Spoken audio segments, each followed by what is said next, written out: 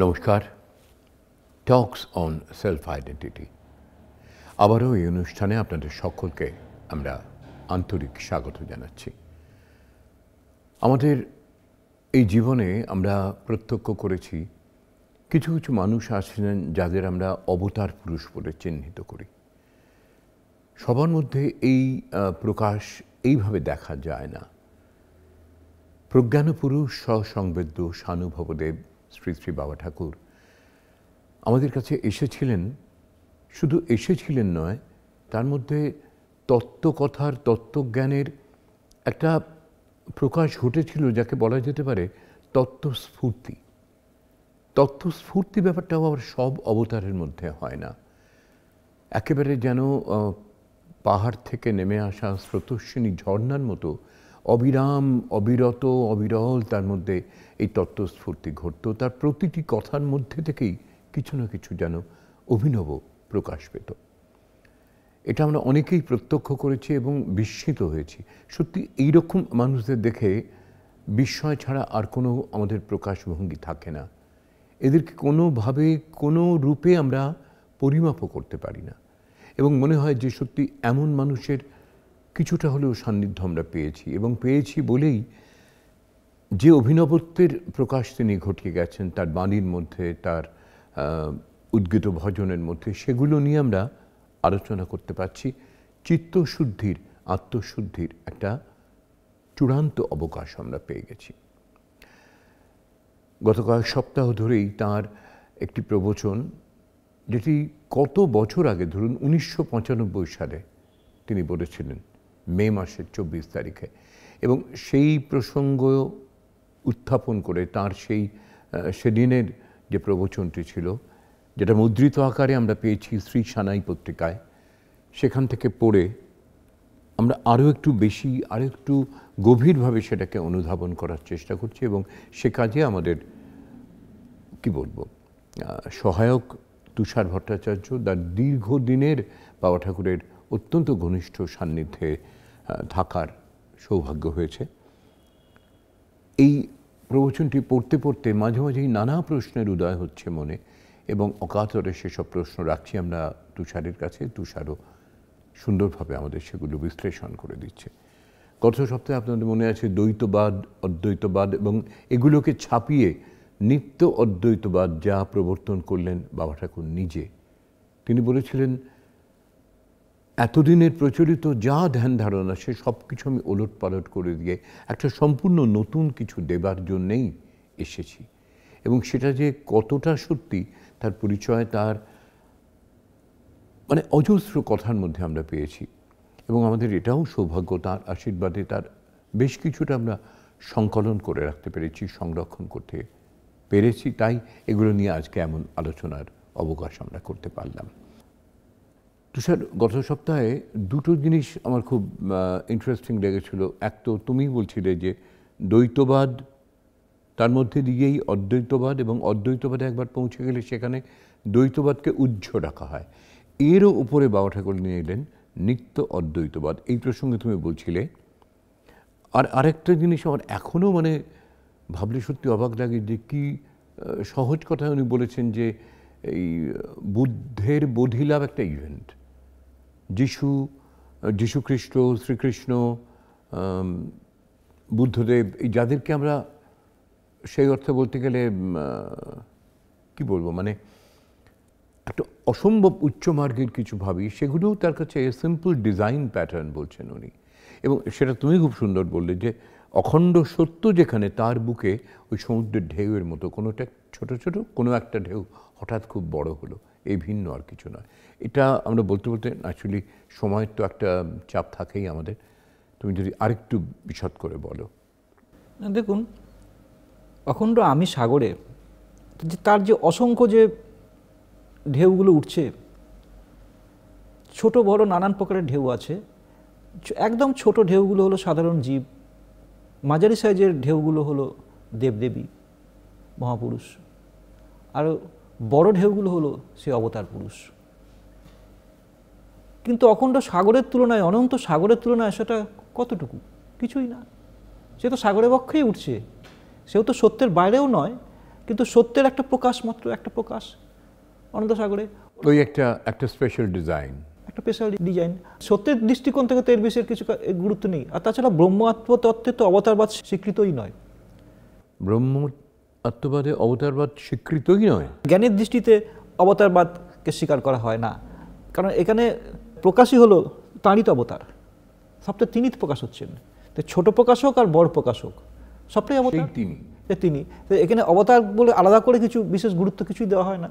ব্রহ্মতত্ত্বে তো অবতারবাদ স্বীকৃতই নয়, তবে পরমাত্মার স্বতঃস্ফূর্ত প্রকাশ বিজ্ঞানে তার নিত্যলীলা স্বীকৃত। হ্যাঁ, তার যে স্বতঃস্ফূর্ত, তিনি তো স্বয়ংপূর্ণ, স্বয়ং প্রকাশ। তো তিনি প্রতিমূর্তি তিনি প্রকাশিত হচ্ছেনই, আপন পক্ষে আপনি প্রকাশিত তিনি হচ্ছেন, প্রকাশিত হয়ে আবার তিনি ডুবে যাচ্ছেন। অনন্তকালটা হয়েছিল, যেটাই হলো তার নিত্যলীলা। নিত্যকাল তিনি লীলা করে চলেছেন, করেও তিনি যা তাই আছেন। বিকারবিহীন পরিণাম বলা হয়, আগের দিন বলেছিলাম, এটা হলো বিকারবিহীন পরিণাম। একের পর পরিণামপ্রাপ্ত হচ্ছেন, অথচ তার কোনো বিকার হচ্ছে না, তিনি যা তাই থেকে যাচ্ছেন। তাই তিনি বউ হয়েও তিনি যা তাই আছেন, এই কথা বলা হয়। এখন নিত্যাদ্বৈতবাদের কথা যে বাবা ঠাকুর বলেছেন, যেটা all divine for all time as it is হিসাবে বাবা ঠাকুর ব্যক্ত করেছেন, এটা হলো মহামন্ত্র। বাবা ঠাকুর বলছেন, ঋষিরা বলে গেছিলেন সর্বং খল্লিদং ব্রহ্ম, পরিদৃশ্যমান সবই ব্রহ্ম। হ্যাঁ, যেটা অল ডিভাইন, এইটুকু বলছেন, অল ডিভাইন। তারপরে বাবা ঠাকুর for all time as it is যোগ করলেন। বাবা ঠাকুর ফর অল টাইম সবই ব্রহ্ম, সেটা কতকালের জন্য? সেটা কি এখন আছে পরে থাকবে না? সেটাকে কোনো মাপা যাবে না, নির্দিষ্ট কোনো কাল দিয়ে তাকে মাপা যাবে না। সেইটাকেই আরও সুন্দরভাবে এটাকে তার ভেতর থেকে প্রকাশ হলো যে মন্ত্রটা, হ্যাঁ, for all time as it is, যেমন আছেন তেমনই আছেন। তার প্রতিটা প্রকাশই এই all divine for all time as it ইজে, তার প্রতিটা প্রকাশই কিন্তু ব্রহ্ম অতিরিক্ত নয়। এখানে কিন্তু মায়াকেও স্বীকার করা হয়নি, অজ্ঞানকেও স্বীকার করা হয়নি। বেদান্তে মায়াকে আগে স্বীকার করা হয়েছে, করে পরে মায়াকে খণ্ডন করা হয়েছে, কিন্তু এখানে মায়াকে স্বীকারই করা হয়নি, অজ্ঞানকেও স্বীকার করা হয়নি। মানে এখানে এক ব্রহ্মই আছে, ব্রহ্মর পক্ষে ব্রহ্ম অতিরিক্ত দ্বিতীয় কিছু নেই। এখানে অজ্ঞানটাও বাটা বলছেন, অজ্ঞান হলো অখণ্ড জ্ঞান, সহানুভূতির দৃষ্টিকোণ থেকে অজ্ঞান হলো অখণ্ড জ্ঞান। তো সুতরাং অন্ধকারটাকে আলো অতিরিক্ত বলছেন না।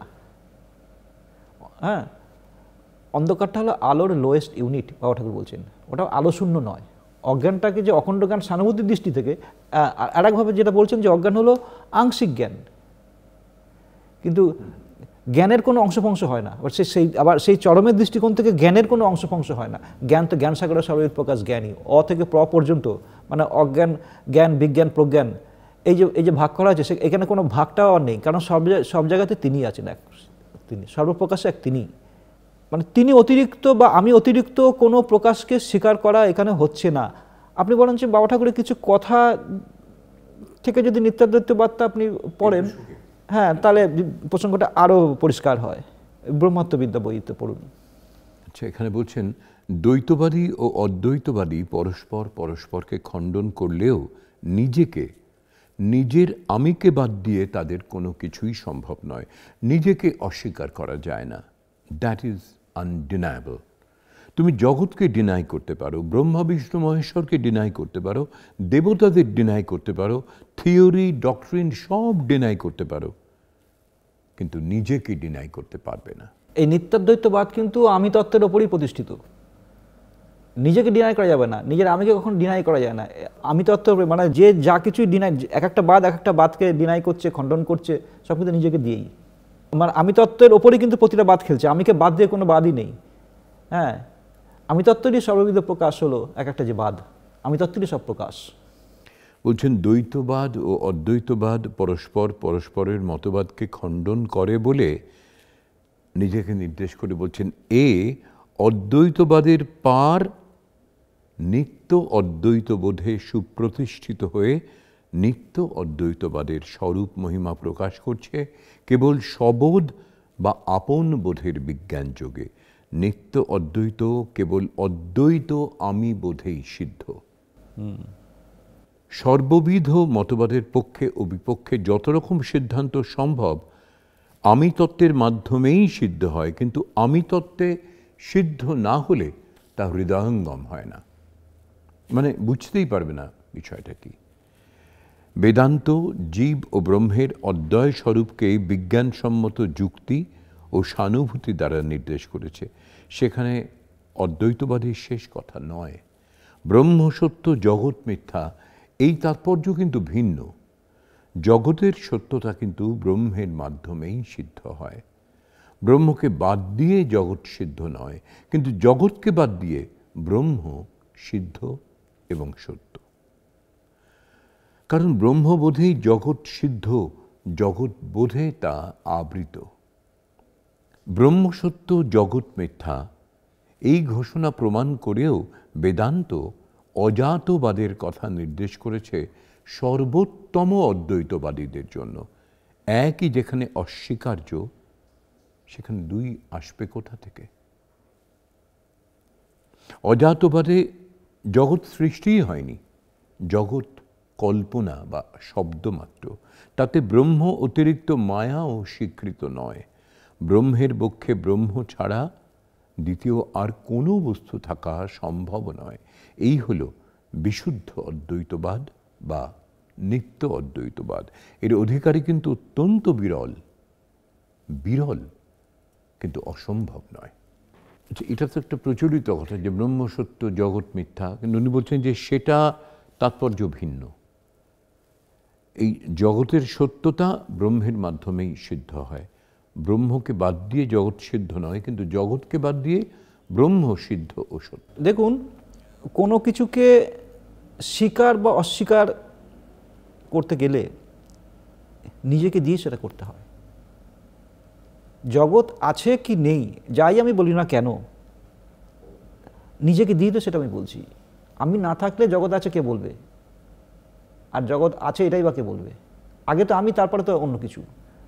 আর আমি তো সর্বভাবে প্রকাশ পাচ্ছি।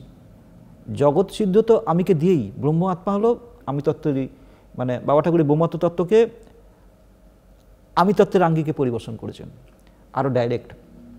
তো আমি সব কিছুকে অস্বীকার করতে পারি, নিজেকে অস্বীকার করতে পারি না। এই কথা বাবা ঠাকুর বলেন যে তুমি সব কিছুকে অস্বীকার করতে পারো, তুমি নিজেকে কী দিয়ে অস্বীকার করবে? নিজেকে অস্বীকার করতে গেলে তো তুমি নিজেই থেকে যাচ্ছ। নিজেকে দিয়েই তো বলছো আমি নেই। তা আমি নেই যে বলছে, এটা তো পাগলের প্রলাপ হয়ে যাচ্ছে। তা আমিই তো বলছি আমি নেই, তার মানে আমি আছি। কারণ সব কিছুকে অস্বীকার করা যায়, নিজেকে অস্বীকার করা যায় না। আর এই নিজই নানানভাবে প্রকাশ পাচ্ছে। এখানে নিজ অতিরিক্ত দ্বিতীয় কিছু নেই, এখানে নিজ অতিরিক্ত কোনো সৃষ্টিই নেই। তো সৃষ্টি নেই তো স্রষ্টাও নেই। হ্যাঁ, তো সুতরাং এখানে এই অজ্ঞান, জ্ঞান, বিজ্ঞান, প্রজ্ঞান ও কোনোটাই নিজ অতিরিক্ত নয়, বা এগুলো কোনো অস্তিত্বই নেই। নিজ অতিরিক্তভাবে না, নিজ অতিরিক্তভাবে কোনো কিছুর অস্তিত্ব নেই। বাবা ঠাকুর এইটাই বারবার বলছেন। সেই জন্য এই নিত্যাদ্বৈতবাদের যে সাধন, বা এই নিত্যাদ্বৈতবাদের তো কোনো সাধন হয় না, কিন্তু এটাকে উপলব্ধি করতে গেলে কি করতে হবে আমাকে? যে প্রতিটা স্তরেই সবোধে নিজেকে মানা, নিজ বোধ দিয়ে সব কিছুকে রাঙিয়ে নেওয়া, জারিত করে নেওয়া। হ্যাঁ, স্ববোধে, নিজ বোধে, নিজ অতিরিক্ত বোধে কোনো কিছুকে না দেখা আর কি। আমরা তো সব কিছুকে নিজ অতিরিক্ত বোধে সব কিছু আমরা ব্যবহার করছি, আমার দিয়ে ব্যবহার করছি। বাবা ঠাকুর আমার ব্যবহারটাকে শূন্য করে সব কিছুর মধ্যে আমিকে লাগিয়ে নিতে বলেছেন। তাহলে এই প্রতিটা স্তরে আমি নিজেকেই অনুভব করতে পারবো। নলেজ কথাটা যে বাবা ঠাকুর যে বলেছেন, নো লেজ, নো দ্য লেজ, নো দ্য লেজ, মানে প্রত্যেকটা স্তরেই মানে নিজেকে অনুভব করতে হবে আর কি।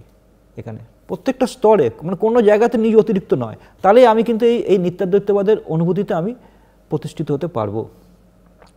প্রত্যেকটা স্তরে আমাকে অনুভব করতে হবে। যদি অখণ্ডের কোনো স্তর হয় না, অখণ্ডের কোনো ধাপ হয় না, কোনো স্তর হয় না, এক আমি আছি, সর্বত্র এক আমি আছি, আমি খেলছি, আমাতেই আমি আছি, আমি শূন্য, আমি কোথাও হচ্ছি না। এই যে অনুভূতিটা, এই জায়গাটা, এই নিরন্তর নিরন্তর নিজেকে এইভাবে মানে নিজেকে আর কি অনুভব করার চেষ্টা করা সর্বত্র আর কি। তাহলে আমরা বাবা ঠাকুরের যে অনুভূতির যে কথা বলছেন, এই অনুভূতির স্তরে আমরা বিচরণ করতে পারবো। ওই বাইরের মূর্তিটাকে নিয়ে পড়ে থাকলে কিন্তু আমাদের হবে না। এই বিজ্ঞানটাকে যারা অস্বীকার করে তারাই তার এই বাইরের মূর্তিটাকে নিয়ে পড়ে থাকে। মূর্তিটাও প্রণামযোগ্য, ঠিক আছে, তিনি তো এসে একটা মূর্তি ধারণ করে এসে আমাদের এই বিজ্ঞানটা তিনি আমাদের দিয়ে গেলেন, সেটা তো ঠিক আছে। কিন্তু ওই অনুভূতিটাকে আসতে গেলে আমাকে এই বোধটার চর্চা করতে হবে। এই বোধটার চর্চা করে আমাকে সেই জায়গাতে আমাকে সেই বোধে প্রতিষ্ঠিত হতে না পারলে তো আমার কিছু হলো না। আমি তো দুঃখ অশান্তি থেকে রেহাই পাবো না কিছুতেই। দুঃখ অশান্তির মধ্যে আমরা যেই আমরা সংসারে নানা রকম ঘটনার মধ্যে যেই আমরা জড়িয়ে যাচ্ছি, তখন সঙ্গে সঙ্গে যে আমি নিজের অস্তিত্বটাকে যে আমি স্বীকার করব, তখন দেখবো দূর এগুলো তো কোনো কিছুই না। তখন আমি সঙ্গে সঙ্গে ওটা থেকে নিজেকে কন্ট্রোল করে নিতে পারবো, আমি আবার আমিতে প্রতিষ্ঠিত হয়ে যাব।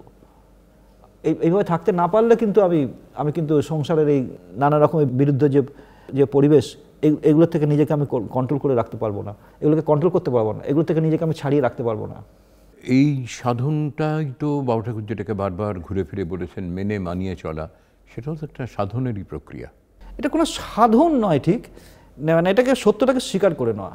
এক সত্যি আছেন, সর্বত্র এক সত্যি আছেন, এটাকে স্বীকার করে নেওয়া, এটাকে সাধনা নয়। সাধনা বলতে গেলে তো সাধ্য সাধন সিদ্ধি একটা আলাদা আলাদা ব্যাপার এসে যাচ্ছে অন্য অন্য স্তরে। হ্যাঁ, এখানে তো প্রতিষ্ঠা আমি আছি নিজেই ব্যাস একে আমি নিজেই আছি, এটাকে সাধনা নয়, ঠিক নয়। এটাকে সত্যটাকে স্বীকার করে নেওয়া আর কি, প্রতি মুহূর্তে নিজের স্বরূপ সম্বন্ধে সচেতন থাকা আর কি, যে সর্বস্তরে যে আমি আছি, হ্যাঁ সর্বত্র যে আমি আছি, এটা নিজের স্বরূপটাকে এটা স্বীকার করে নেয়, এই বোধে স্টে করে থাকার চেষ্টা করা। সত্যটাকে স্বীকার করে নেওয়াটাকে এটাকে সাধনা ঠিক বলা যায় না আর কি।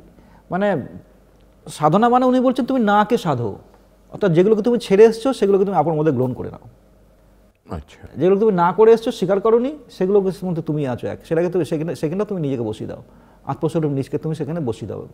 বসিয়ে তুমি এই বোধে তুমি চলো আর কি, মানে মেনে মানিয়ে চলো, মানাটাকে কন্টিনিউ করো আর কি, সচেতন বোধে, মুখেতে নয়, মানে এই বোধে থাকা আর কি। এই বোধে থাকলে তবেই তো আমি মানে এই বোধের অনুভূতিটা খেলবে, মুখে বললে তোমার লাভ হবে না, এই বোধটা আমার মধ্যে খেলবে না। ফাঁকি দিলে এটা কিছুই হবে না আর কি, মানে এই বোধে থাকার চেষ্টা করতে হবে আর কি, নিজেকে একটু প্রথম একটু চেষ্টা করতে হবে। যদি লাস্টে দেখা যাবে যে চেষ্টা রূপেও সেখানে সেই তিনিই ছিলেন, তিনি অতিরিক্ত দ্বিতীয় কেউ নেই। এই প্রয়াসটা নিরন্তর চালিয়ে যেতেই হবে এবং বারবার করে শুনে, বারবার করে অভ্যাস করে যতদূর সম্ভব, একদিন আধদিনে এটা সত্যি একেবারেই সম্ভব নয়, একটা পরিক্রমা চলতেই থাকে। যে কারণে আমাদের প্রতি সপ্তাহে আসা, এসে বসা, এগুলো নিয়ে বলা, ওই শুনতে শুনতে, বলতে বলতে একটা ভাইব্রেশন ভেতরে অনুভব করা, তার মধ্যে দিয়ে একটা কিছু প্রাপ্তির চেষ্টায় আমরা প্রত্যেকে সচেষ্ট। আবারও যাওয়ার সময় হলো, আবারও বলি ভালো থাকবেন সবাই। সুন্দর একটা বাবা ঠাকুরের উদ্গীত ভজন আজও আমরা শোনাব আপনাদের, এবং আমরাও সকলে সেই ভজনটি শুনতে শুনতে আজকের এই পর্ব শেষ করব। আমাদের দেখা হবে আবারও আগামী সপ্তাহে। ভালো থাকবেন, নমস্কার।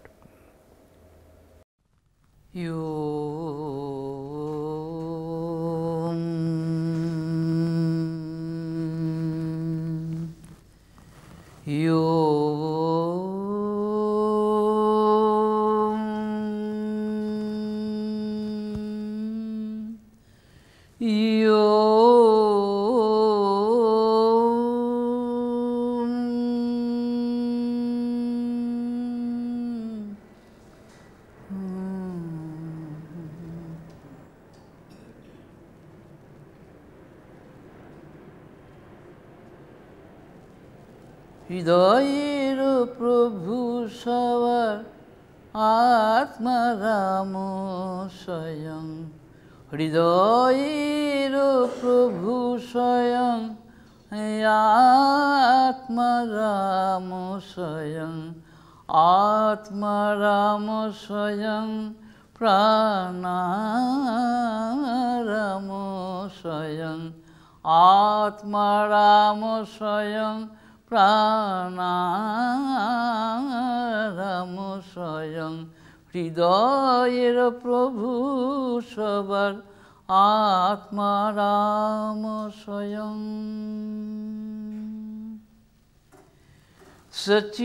সচ্চিদানন্দ ঘন পুরুষোত্তম,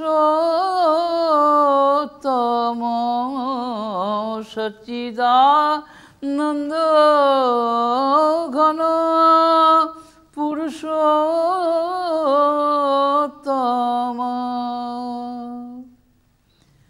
আত্মা রাম স্বয়ং প্রাণারাম স্বয়ং, আত্মা রাম স্বয়ং প্রাণারাম স্বয়ং, প্রাণারাম স্বয়ং, আত্মা রাম স্বয়ং, হৃদয়ের প্রভু স্বয়ং আত্মা রাম স্বয়ং। জীবনের নিত্য সাথী, জীবনের নিত্য সাথী।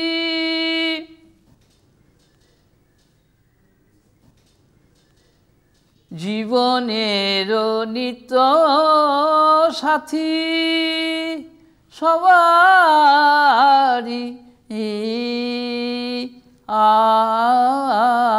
আপন, জীবনের নিত্য সাথী সবার আপন, জীবনের নিত্য সাথী। আত্মারাম প্রাণারাম সচ্চিদানন্দ ঘন পুরুষোত্তম, পুরুষোত্তম, পুরুষোত্তম।